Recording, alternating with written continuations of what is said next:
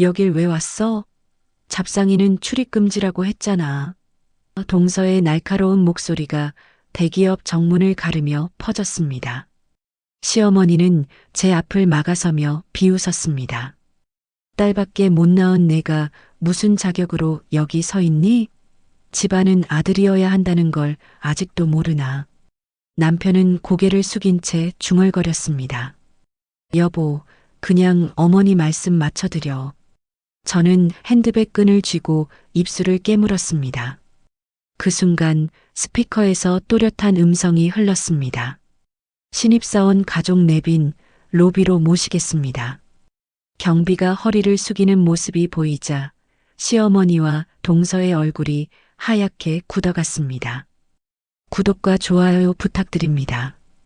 25년 전 22의 순진한 나이에 시집 왔을 때만 해도 저는 희망에 가득 차 있었습니다. 하얀 한복을 입고 처음 시댁 문턱을 넘던 그날 시어머니의 첫마디가 아직도 귓가에 생생합니다. 우리 집안은 대대로 아들로 이어져 왔어. 너도 아들 낳아야 우리 며느리지. 그 차가운 음성을 들으며 등골이 서늘해졌지만 당시엔 단순한 바람 정도로 여겼습니다. 시댁 마루에 앉아 차를 마시며 바라본 마당의 감나무가 유독 외로워 보였던 기억이 납니다. 결혼 초기엔 그래도 평온했습니다. 남편과 함께 작은 행복을 쌓아가며 살았고 시어머니도 겉으로는 며느리를 챙겨주시는 것 같았습니다. 하지만 임신 소식을 전했을 때부터 모든 게 달라지기 시작했습니다. 아들이겠지? 우리 집안대를 이을 후손 말이야. 시어머니의 기대에 찬 눈빛을 보며 저 역시 간절히 기도했습니다. 매일 아침 미역국을 끓여주시며 고기 많이 먹어야 아들. 낳으라고 당부하시는 음성이 하루도 빠지지 않았습니다. 임신 중기에 성별을 확인할 수 있다는 소식에 온 가족이 들떠 있었습니다. 산부인과에서 나온 결과는 딸이었습니다. 그 순간 시어머니의 표정이 급변하는 것을 똑똑히 봤습니다. 딸이라고? 정말 딸이야? 믿을 수 없다는 듯 되묻는 목소리에는 실망과 분노가 섞여 있었습니다. 남편도 어색하게 웃으며 그래도 건강하게만 나오면 되죠라고 말했지만 그 억지스러운 미소 뒤로 아쉬움이 비쳐 보였습니다. 출산 당일은 더욱 참담했습니다. 진통으로 고생하며 낳은 딸을 처음 품에 안았을 때의 벅찬 감동도 잠시, 시어머니의 차가운 반응이 모든 기쁨을 앗아갔습니다. 계집애 낳고 뭐가 그리 좋다고 그래. 딸은 소용없어. 결국 남의 집으로 가래를. 그 말을 들으며 제 가슴속 어딘가가 깊게 베이는 듯 했습니다. 갓 태어난 딸의 작은 손가락을 보며 다짐했습니다. 이 아이만큼은 세상의 차가운 시선으로부터 지켜내겠다고. 100일 잔치도 형식적으로 치러졌습니다.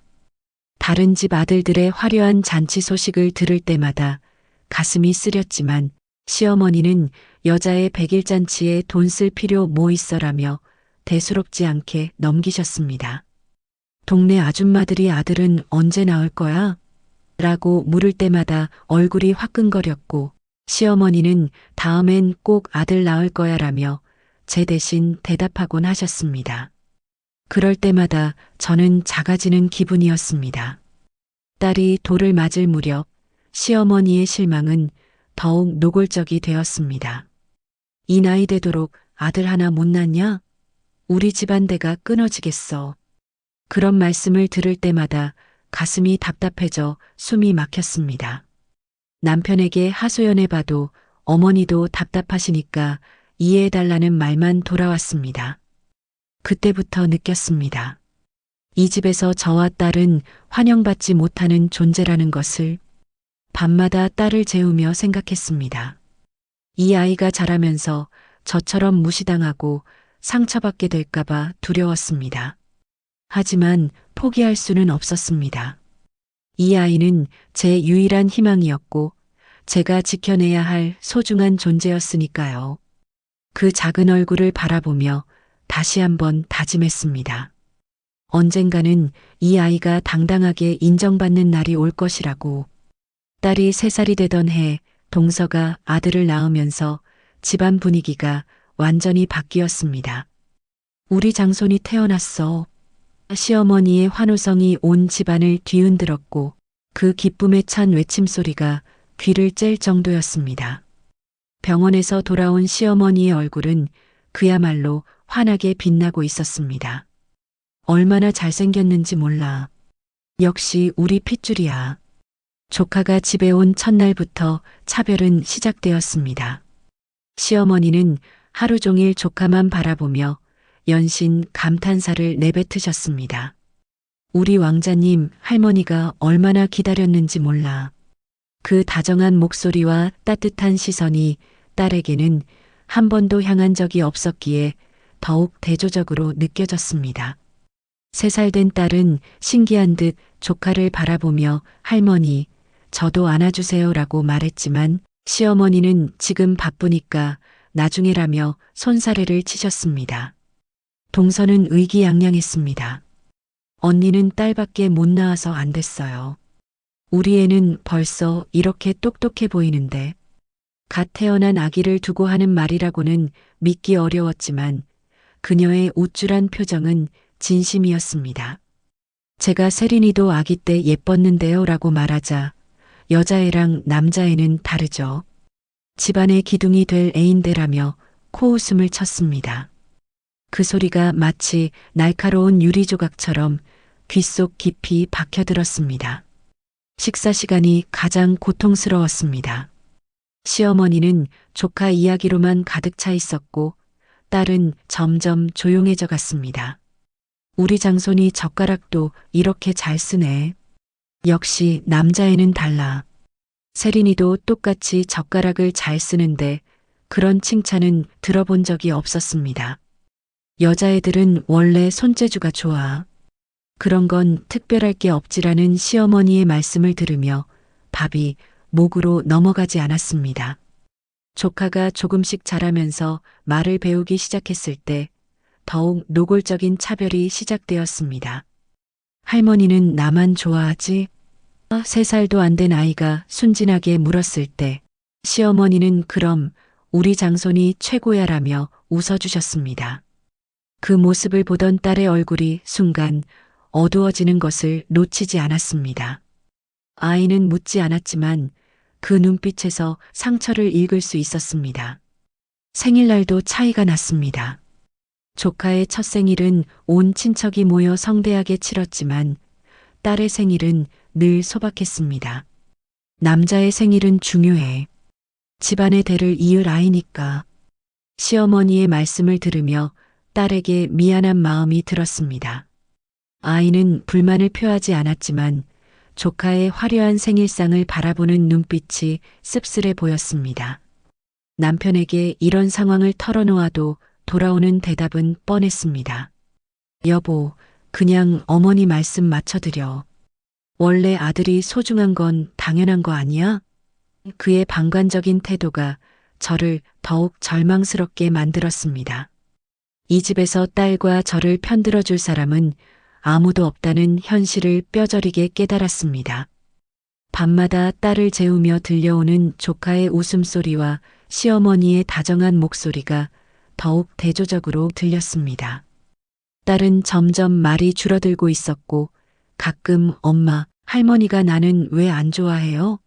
라고 물을 때면 가슴이 찢어지는 것 같았습니다. 할머니도 세린이를 사랑하셔.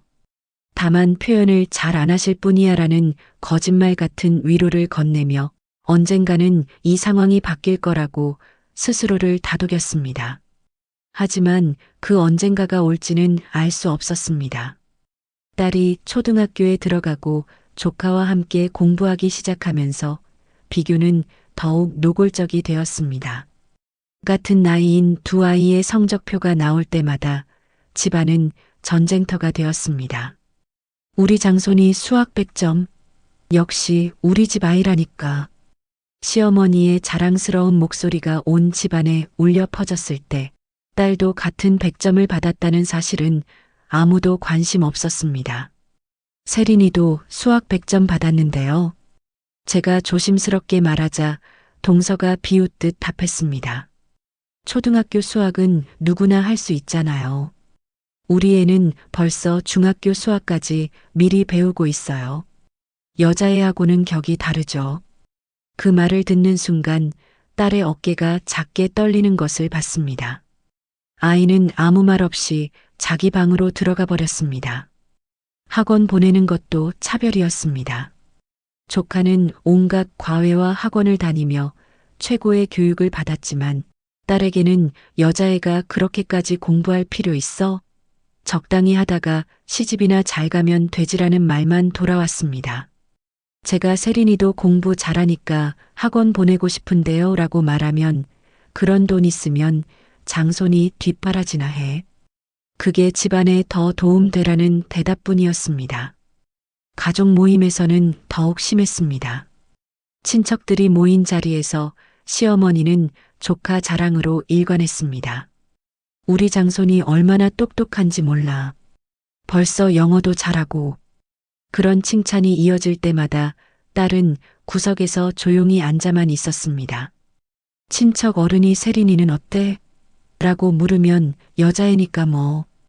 그냥 그저 그래라며 대수롭지 않게 넘어갔습니다. 결정적인 순간은 둘 다 전교 1등을 했을 때였습니다. 조카가 먼저 소식을 전했고 온 집안이 축제 분위기였습니다. 우리 장손이 전교 1등이야. 상도 받았어. 시어머니의 기쁨에 찬 외침이 집 전체를 진동시켰습니다.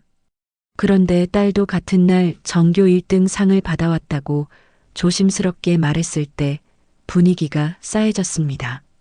둘 다 1등이라고? 그럴 리가 없는데. 동서가 의심스러운 표정을 지으며 말했습니다.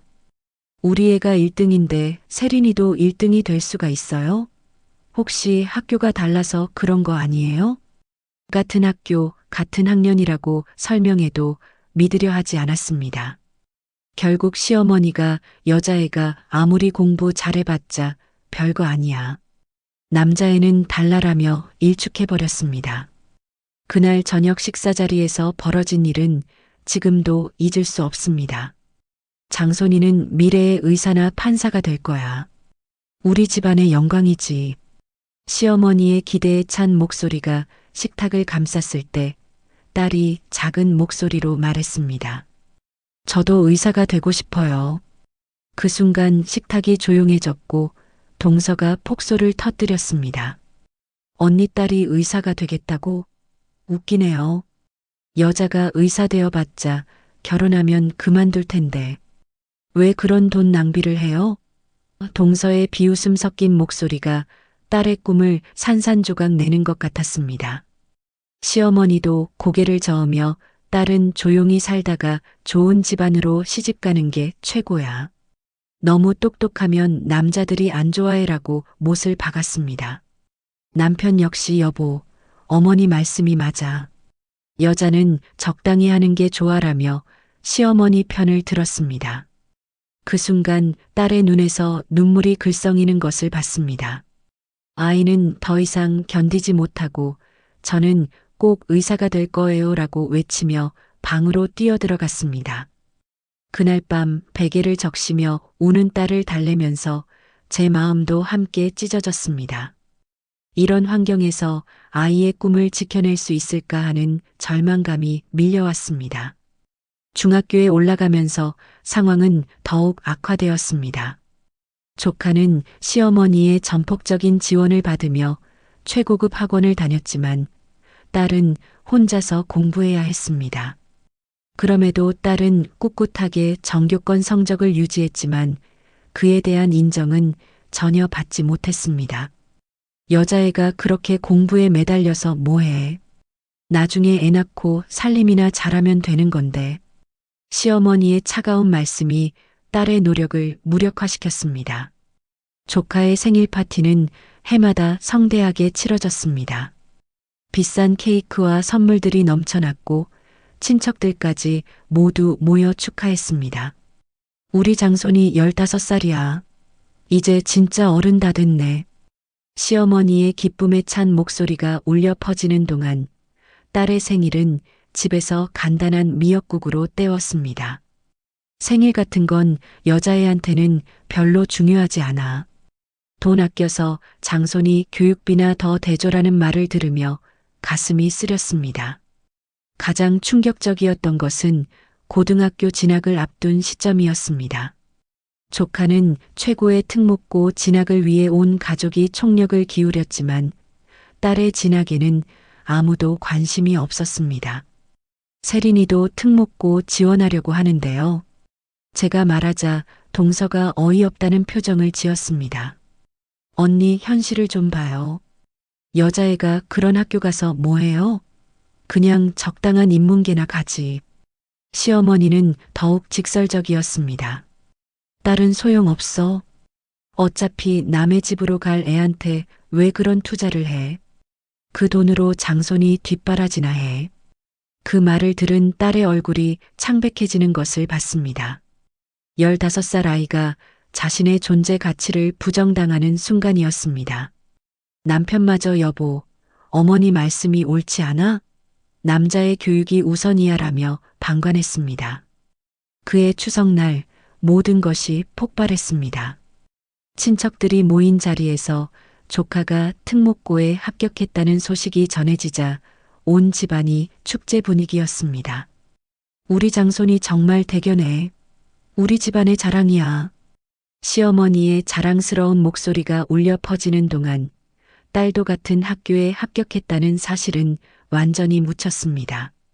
세린이도 같은 학교에 합격했어요.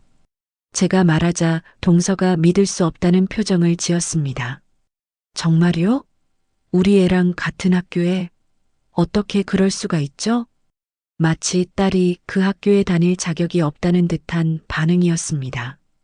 시어머니는 여자애는 어디 가나 마찬가지야.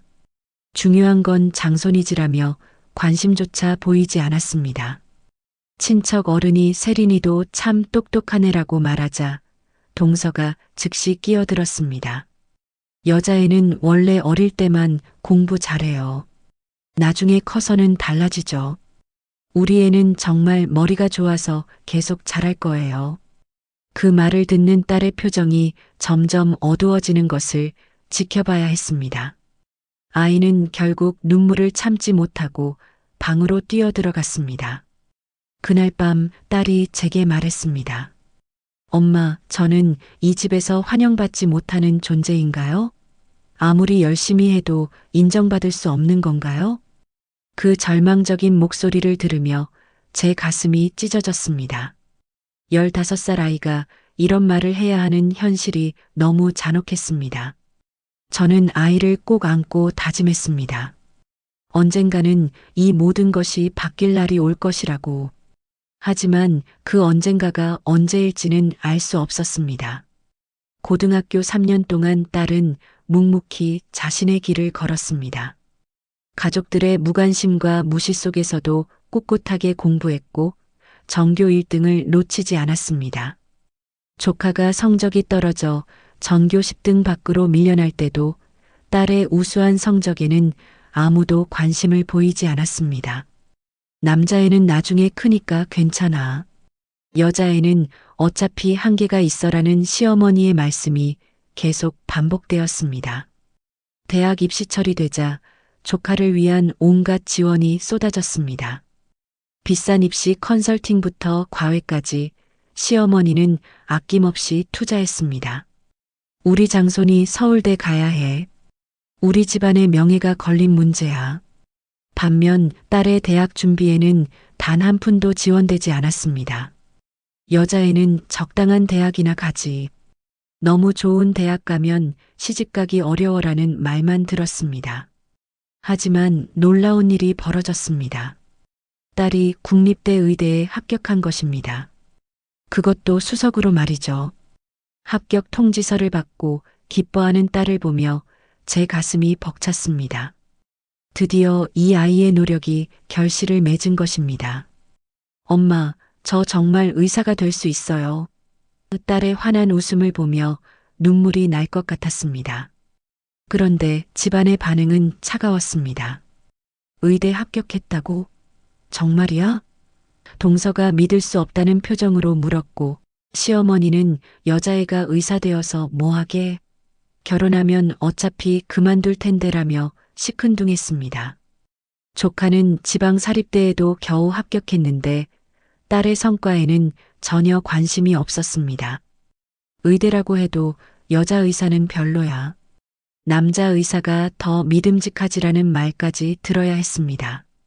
대학 생활이 시작되면서 딸에게 새로운 기회가 찾아왔습니다.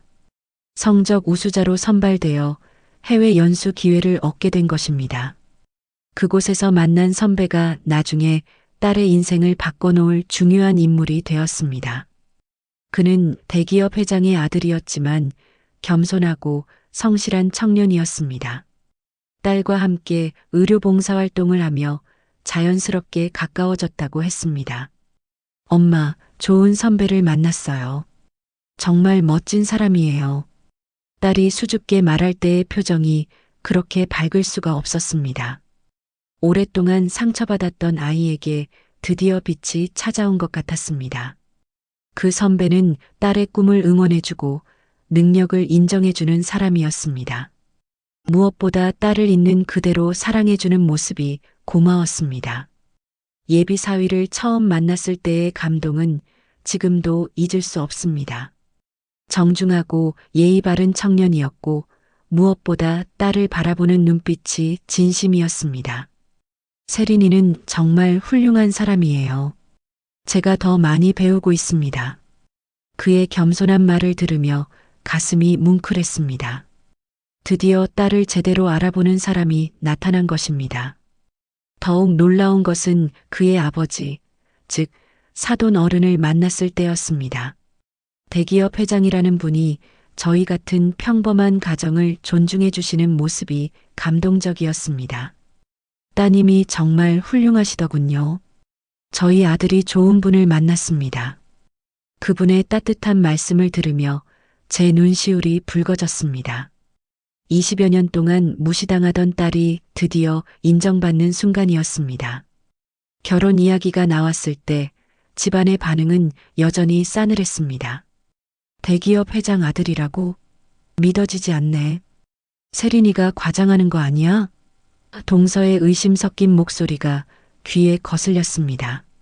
하지만 저는 확신했습니다. 드디어 딸에게 행복한 날들이 찾아올 것이라고. 그리고 그 행복이 우리 가족 모두의 운명을 바꿔놓을 것이라고 말입니다. 딸의 결혼이 확정되고 예비 사위의 회사의 취업까지 결정되면서 서서히 진실이 드러나기 시작했습니다.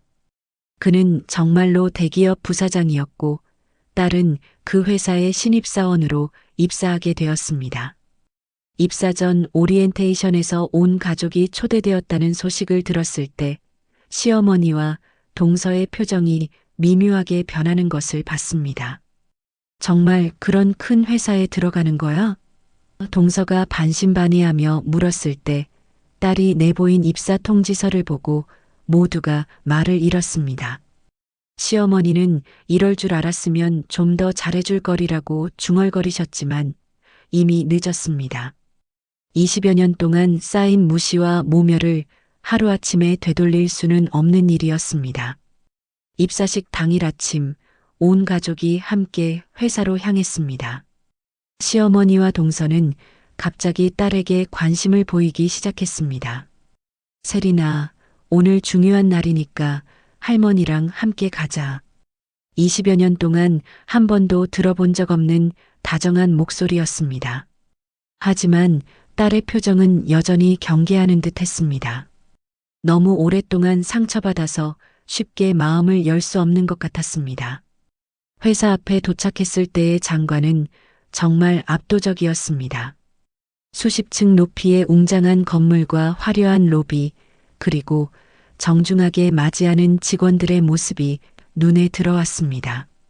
동서가 와 정말 대단한 회사네라며 감탄하는 소리가 들렸고 시어머니도 우리 세린이가 이런 곳에 다니게 되다니라며 신기해하셨습니다. 갑자기 우리 세린이라고 부르시는 모습이 어색했습니다. 하지만 정문 앞에서 동서의 본성이 드러났습니다. 경비원이 신분 확인을 요구하자 갑자기 화를 내기 시작한 것입니다. 우리가 누군지 알아? 신입사원 가족이라고. 그러면서 저를 가리키며 저 사람은 잡상인이니까 들여보내지 마세요라고 말했습니다. 순간 제 얼굴이 화끈거렸고 시어머니도 딸밖에 못 낳은 사람이 여기 올 자격이 있나라며 동조했습니다. 남편은 여전히 아무 말도 하지 않았습니다. 여보, 그냥 어머니 말씀 맞춰드려.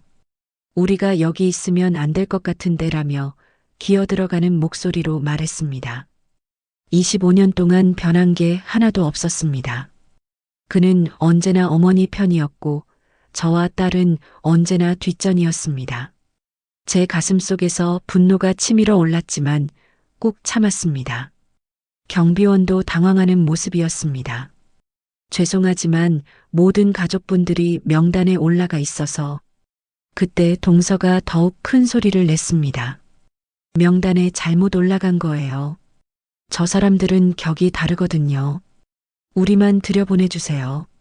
그 모습을 보며 제 얼굴이 뜨거워졌고 주변 사람들의 시선이 따가웠습니다. 그 순간이었습니다. 건물 내부 스피커에서 또렷한 안내 방송이 흘러나왔습니다. 정세린 신입사원 가족 4분께서는 로비로 모시겠습니다. 사장님께서 직접 맞이하시겠습니다. 그 말을 듣는 순간 시어머니와 동서의 얼굴이 순식간에 하얗게 변했습니다. 마치 벼락을 맞은 것처럼 말을 잃고 서 있었습니다. 경비원의 태도가 180도 바뀌었습니다. 정말 죄송합니다. 즉시 안내해드리겠습니다. 정중하게 고개를 숙이며 저희를 맞이하는 모습이 보였습니다. 동서는 이게 무슨 일이에요? 라며 당황해했고 시어머니는 사장님이 직접? 라며 믿을 수 없다는 표정이었습니다. 그 순간 제 가슴 속에서 뭔가 뜨거운 것이 올라오는 것을 느꼈습니다. 드디어 반전의 순간이 온 것입니다. 로비 문이 열리자 상상을 초월하는 광경이 펼쳐졌습니다. 수십 명의 임직원들이 일제히 일어나 저희를 향해 깊숙이 고개를 숙이는 모습이 보였습니다. 정세린 신입사원 가족분들을 환영합니다. 웅장한 목소리가 로비 전체에 울려 퍼졌고 그 장엄한 분위기에 모든 사람들이 압도되었습니다. 시어머니와 동서는 입을 다물지 못한 채 그 광경을 바라보고 있었습니다. 사장님이 직접 나오셨습니다. 위풍당당한 모습으로 저희에게 다가오시며 정중하게 인사하셨습니다. 정세린 사원의 어머님이시군요. 따님이 정말 훌륭합니다. 저희 회사의 자랑이 될 인재예요. 그 말씀을 들으며 제 눈시울이 뜨거워졌습니다. 25년 동안 한 번도 들어보지 못한 딸에 대한 찬사였습니다. 더욱 놀라운 것은 사장님의 다음 말씀이었습니다.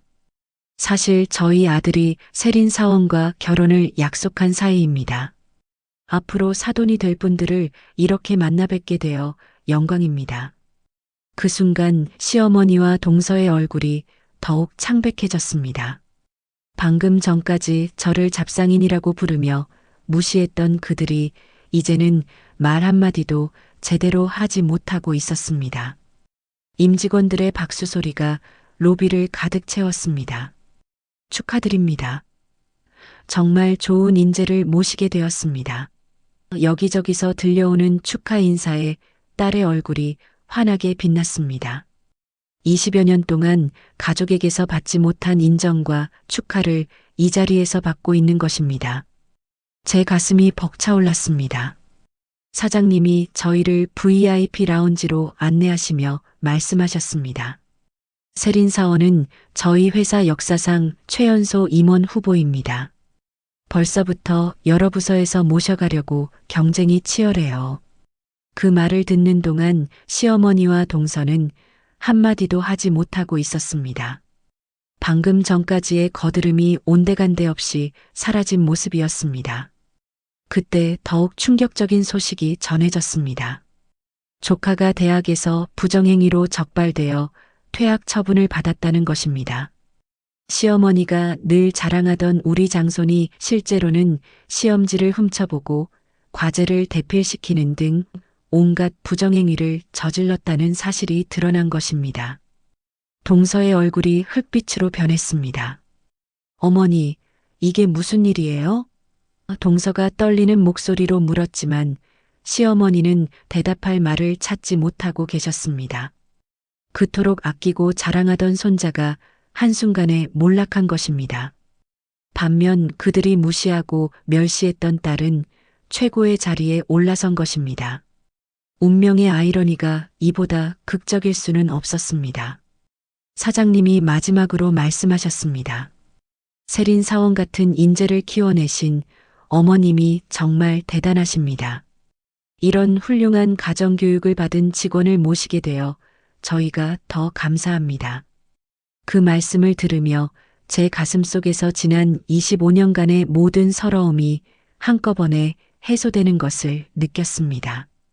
드디어 정의가 구현되는 순간이었습니다. 시어머니가 제게 다가와 떨리는 목소리로 말씀하셨습니다. 며느리야, 그동안 미안했다. 내가 잘못 생각했구나. 하지만 이미 늦었습니다. 25년 동안 쌓인 상처가 하루아침에 치유될 수는 없는 일이었습니다. 저는 조용히 고개만 끄덕였습니다. 복수는 이미 완성되었고 이제 새로운 시작만이 남아 있었습니다. 그날 이후 집안의 권력 구도가 완전히 뒤바뀌었습니다. 조카의 몰락 소식이 친척들에게 알려지면서 동서는 고개를 들고 다닐 수 없게 되었습니다. 그렇게 자랑하던 아들이 그런 짓을 했다니라는 뒷말들이 끊이지 않았습니다. 시어머니도 우리 장손이라고 부르시던 조카에 대한 실망감을 감추지 못하셨습니다. 반면 딸에 대한 대우는 하늘과 땅 차이로 바뀌었습니다. 우리 세린이가 정말 대단하구나.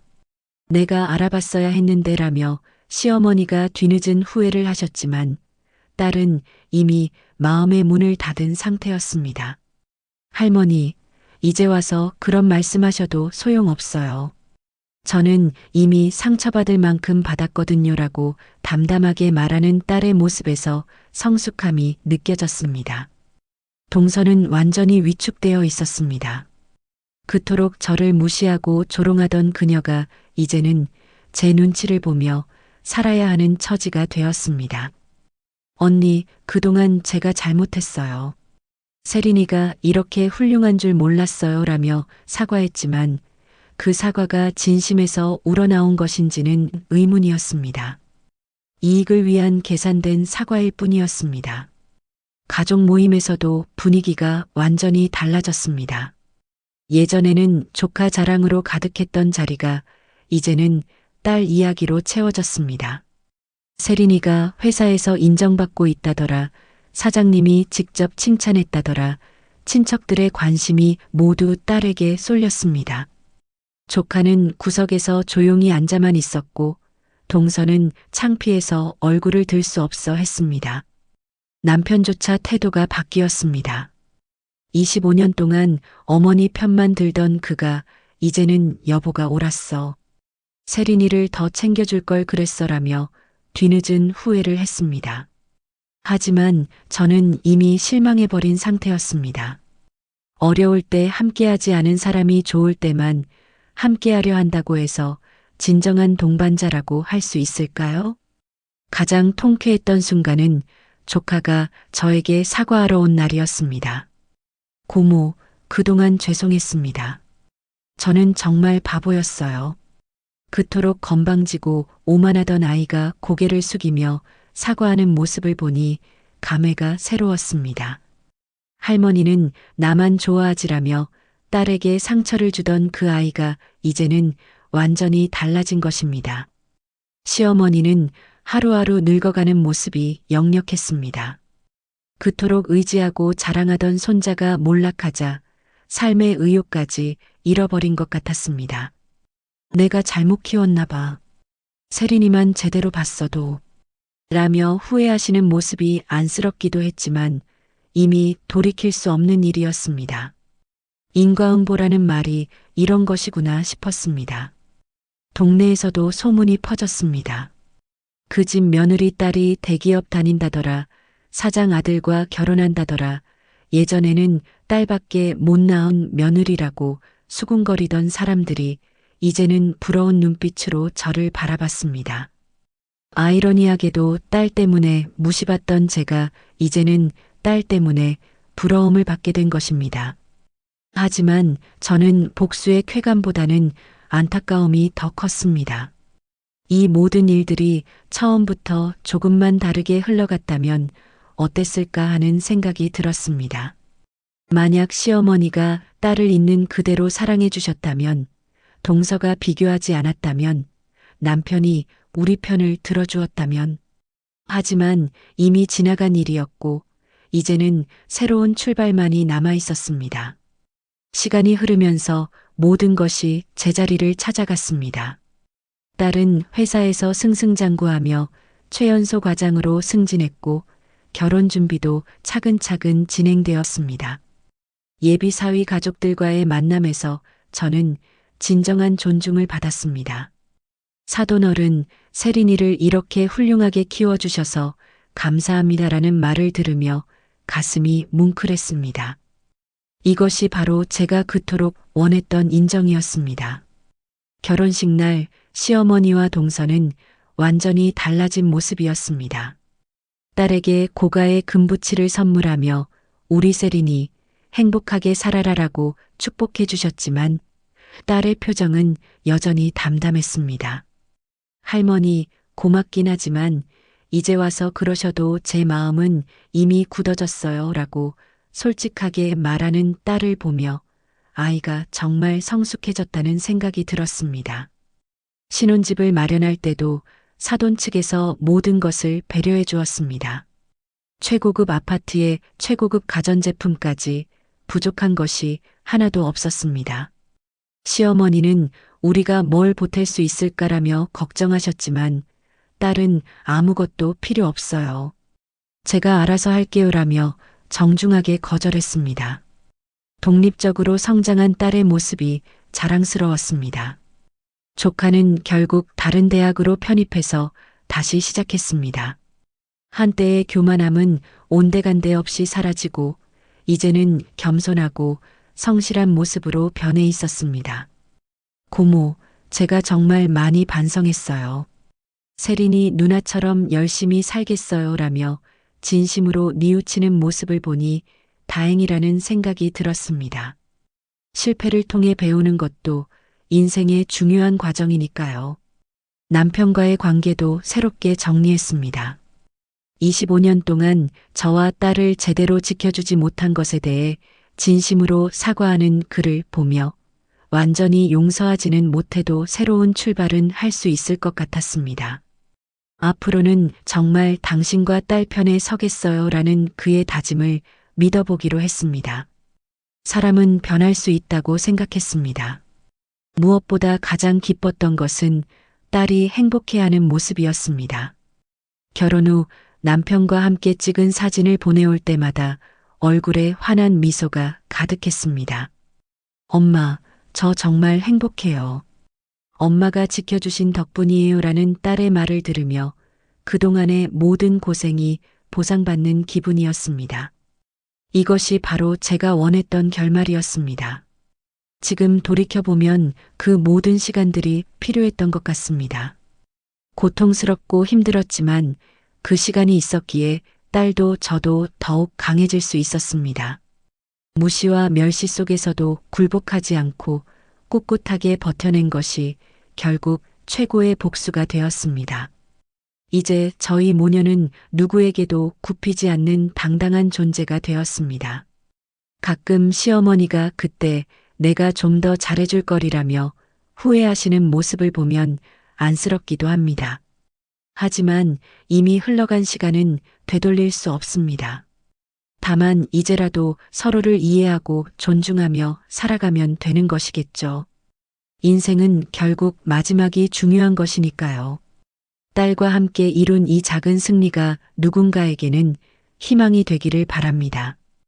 포기하지 않으면 언젠가는 정의가 승리하는 날이 온다는 것을 증명했으니까요.